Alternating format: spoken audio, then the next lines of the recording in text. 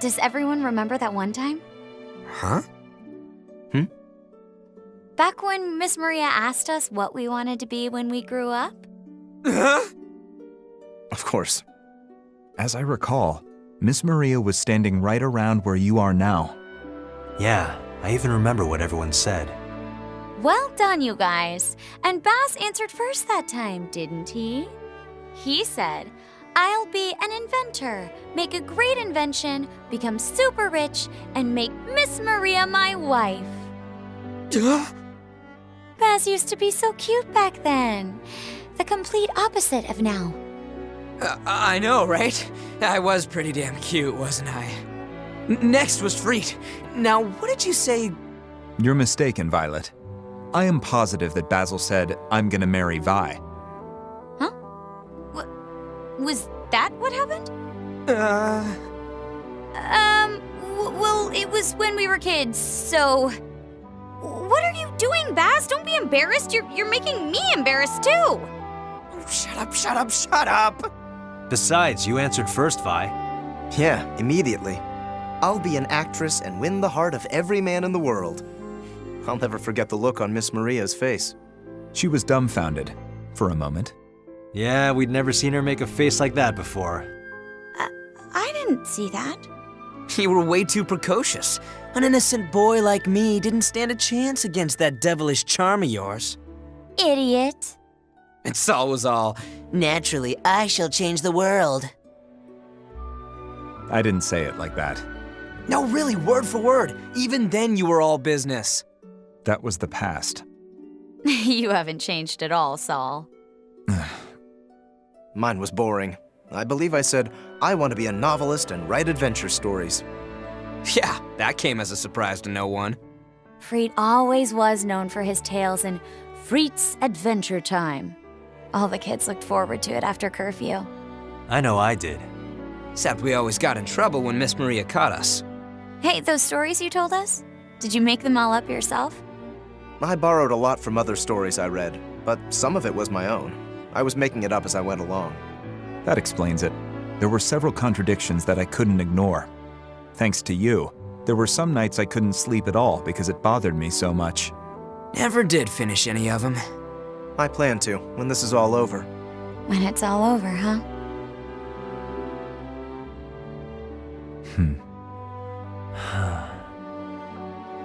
Hey, wait, what did Am say? Huh. Now that you mention it, I can't remember. Same here. I don't seem to recall it. I didn't say anything. Sorry. You didn't? Why? I didn't know what I wanted to be. Don't look at me like that. I was happy. I wasn't thinking about the future. Now that you mention it, you were always smiling then. True that. You were the craziest kid out of all of us. remember that one time when Am... Ah, that. Oh, I remember that one.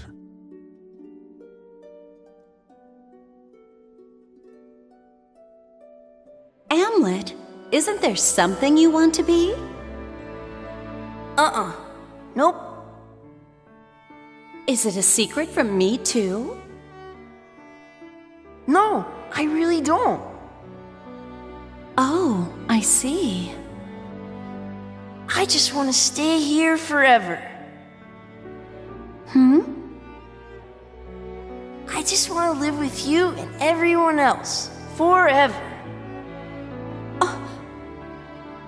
I know it's not a job, but that's my dream. Goodness.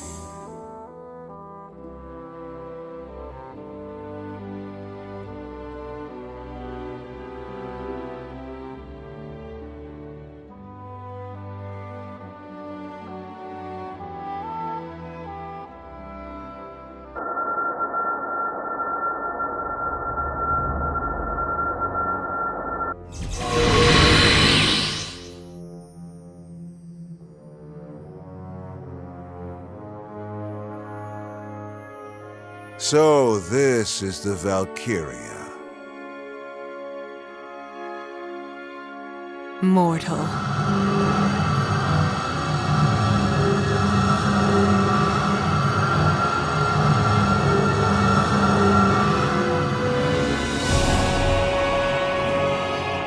It is precisely as the legends say. A single ring bound to the man, another to the woman, a covenant to bring her forth, a wedding vow to serve him. He who masters this ring gains an oath of obedience from the godlike entity within, inside a female human's mortal coil. A marriage with death itself, more curse than blessing, no? My power is one of destruction. It exists to destroy you mortals. This power shall doubtlessly lead this world to ruin. Slowly, but surely. And yet, you still seek me out, mortal. Perhaps you yourself seek... Ha! It matters not. One day, I will rule the entire world, for richer or poorer, for sickness or health, for better or worse. You are mine. They never change. What? They never change at all. You are the same as all the other human vermin who once desired my power. The azure light brings ruin. How many times must I warn all of you? Will you not realize until that time is upon you? Are mortals that foolish? Is that all you wish to speak? Then forever hold your peace. Kneel before me.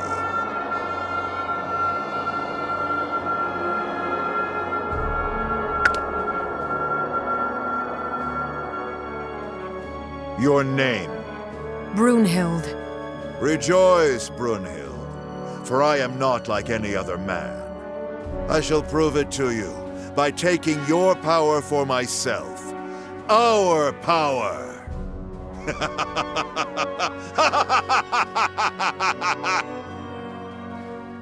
How foolish. It seems humanity does not change. Authority, honor, power. For egotistic desires, they extend their hands toward forces beyond their understanding. They do not realize that their greed tightens the noose around their necks. Foolish they may be, however, they are strong. Overflowing with ambition, vitality. Indeed, just as he was. With the power of this ring, I have obtained a body in this world once again. No matter what this man's ambitions are, I shall continue my atonement. Until the day I rid the world of the azure light.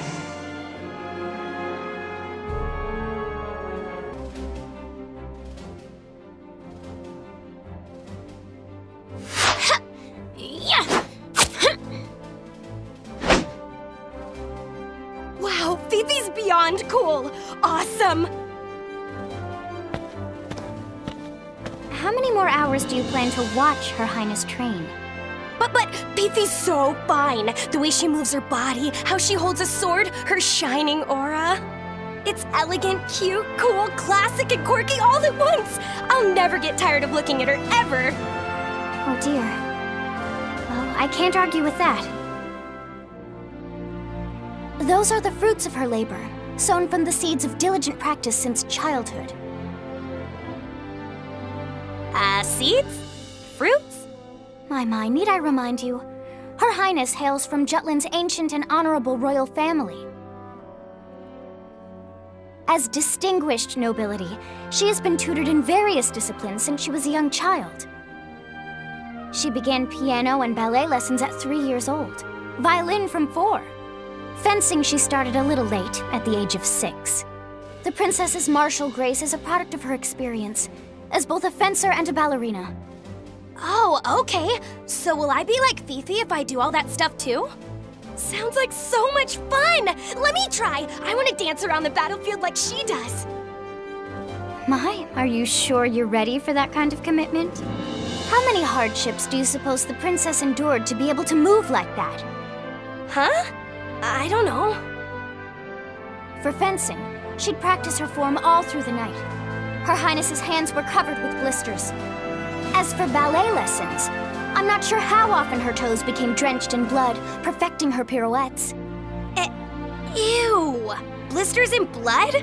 Just thinking about it hurts. Were her teachers really that mean? Nay, it was the princess who wouldn't stop practicing, even after her tutors told her to take it easy. Until she could master the proper form or a graceful turn, there was no stopping her. Why'd Fifi go so extreme? That is simply Her Highness's personality. She only looks ahead, and she never stops moving forward. Once Milady starts, she can't slow down till the very end.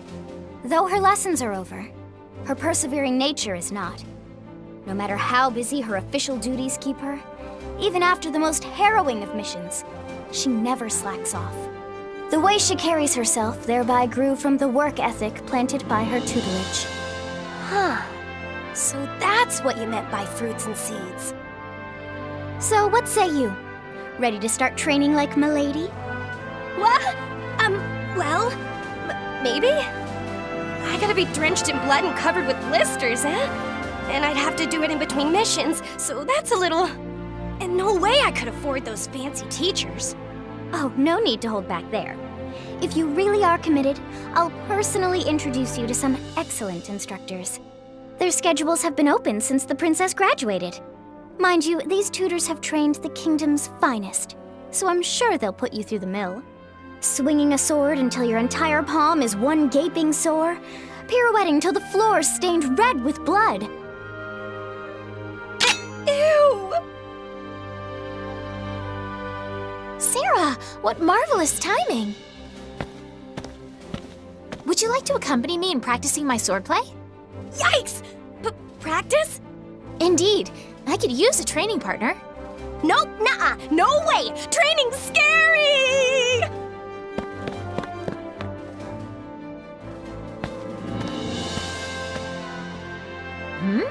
Whatever is the matter? You and I do it all the time. Sarah's almost as much fun to tease as my brother. Huh.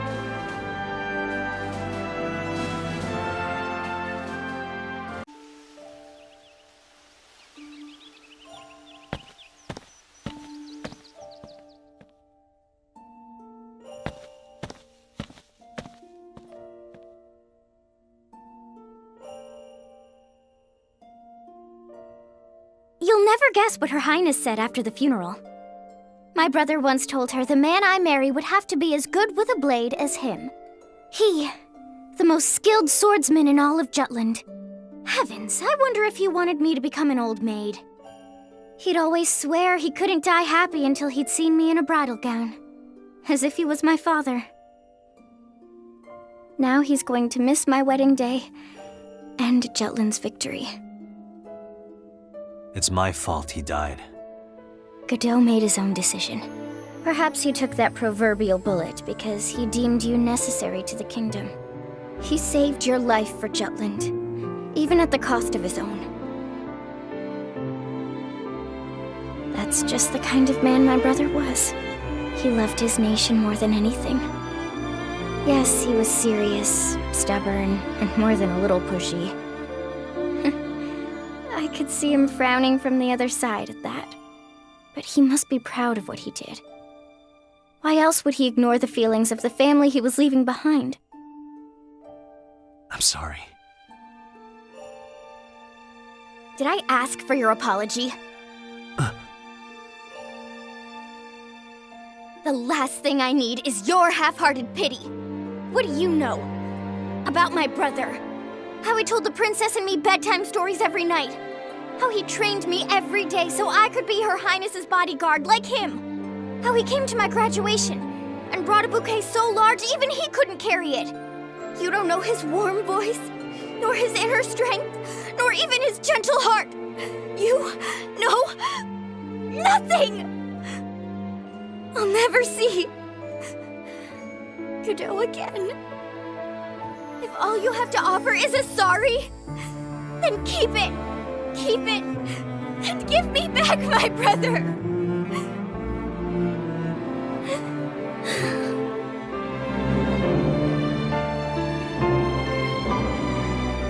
My apologies for acting so childishly.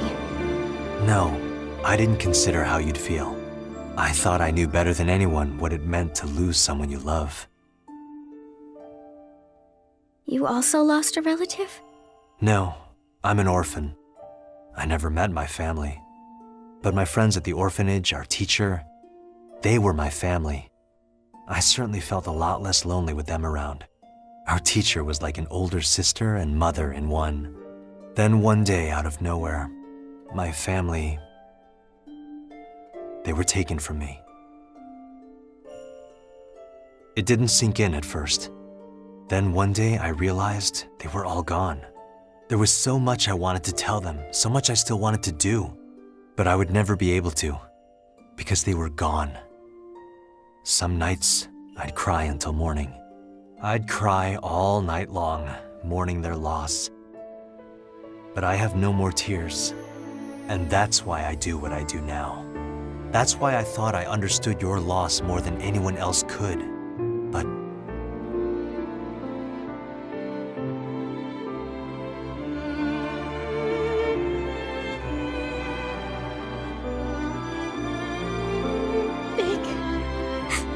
Brother!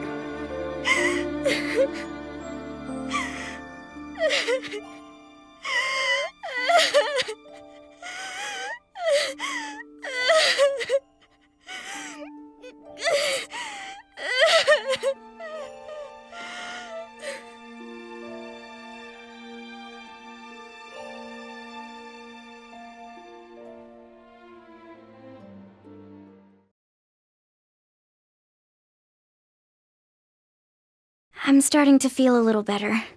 I hope so. Perhaps I'll weep for him a while more. These memories are... I just can't stop thinking about my brother. It could be a long time before my last tears have dried. That's true. After hearing you out, I think I'm starting to understand why Goodell cared so much about you. Why's that? Oh, I'll never tell. You'll have to figure it out yourself. Not to be mean, but I have my own questions to ponder now. How my brother lived, and what he felt when he died. I'd like to know that myself. That depends on you, I suppose. I'm only beginning to figure it out, too.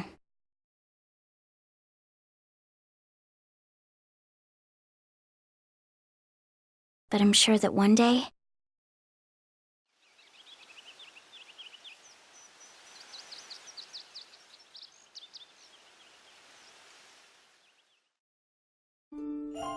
Hans's mother wouldn't stop crying. But not his grandmother. That was actually worse. She just kept thanking us. Bridge. I'm fine. I had you keep me company yesterday. That's... Hey, Bridget! What's up? Captain! Where are you going? You plan on going to Hans's house. Answer me! How dare you show your face to his family? Hans died because of you! Bridget, please calm down.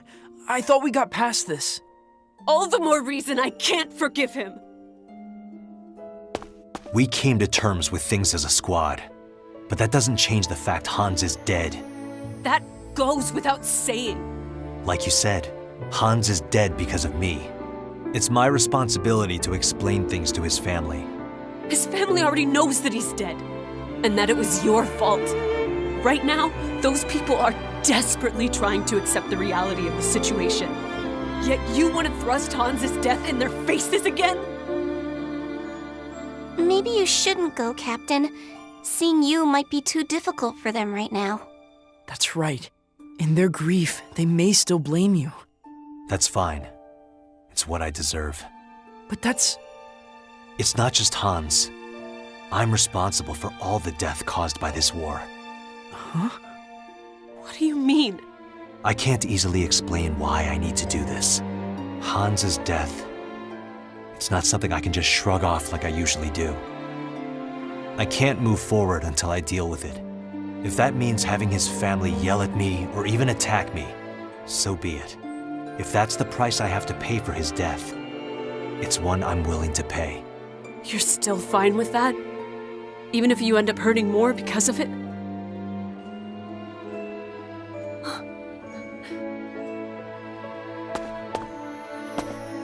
Don't try to stop me. That's the first time I've seen him look like that. I've seen it before, on missions. The captain's trying to change.